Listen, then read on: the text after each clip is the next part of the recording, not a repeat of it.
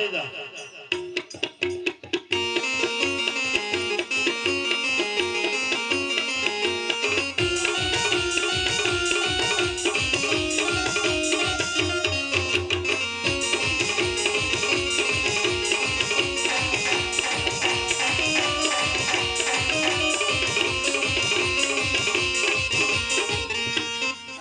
રામદેવ, હું તો તમારા ધર્મને માને બેન છું, તમારા બાદશાહના તરફ જીવતો જાઉં।